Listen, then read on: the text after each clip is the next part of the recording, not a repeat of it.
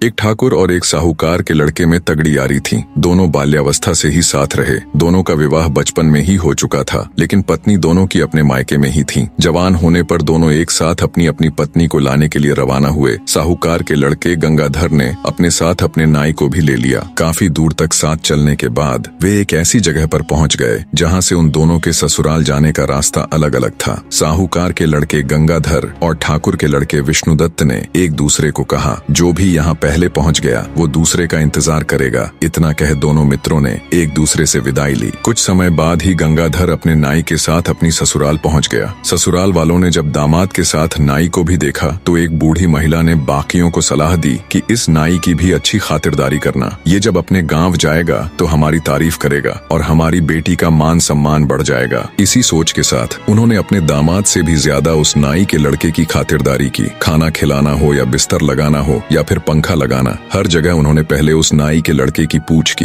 ये बात गंगाधर को खटक गई। उसे अपना वर्चस्व कम होता दिखा तो उसने घर जाने की जल्दी मचा दी। 2-3 दिन के आदर सत्कार के बाद उसके ससुराल वालों ने उन्हें सम्मान पूर्वक घोड़ा गाड़ी देकर उनके साथ अपनी बेटी अंबिका को विदा कर दिया। रास्ते में नाई गंगाधर के ससुराल वालों की तारीफ करते हुए बोले जा रहा था कि उसके ससुराल वालों ने तो अपने दामाद से भी ज्यादा खातिरदारी मेरी की है। नाई की बातों ने आग में घी का काम किया। पहले से ही गुस्से से भरा पड़ा गंगाधर उसकी बात से और तुनक गया। उसने अपनी पत्नी और नाई को वहीं रास्ते में छोड़ दिया और खुद अकेला ही अपने घर की तरफ निकल पड़ा। उसकी नव विवाहिता पत्नी अंबिका बेचारी ठगी सी उसे देखती रह गई। गंगाधर के जाने के बाद नाई भी मौका देख अपने गांव की राह पकड़ गया। नव विवाहिता अंबिका पर तो जैसे दुखों का पहाड़ टूट पड़ा। दुखी हृदय के साथ उसने हिम्मत कर वापस घर जाने का फैसला किया और घोड़े गाड़ी को घर की तरफ मोड़ दिया। पर होने को कुछ और ही मंजूर था। वो रास्ता भटक कर किसी अन्य नगर में पहुंच गई। नगर में घुसते ही एक मालिन का घर था। अंबिका ने उसे कुछ धन दिया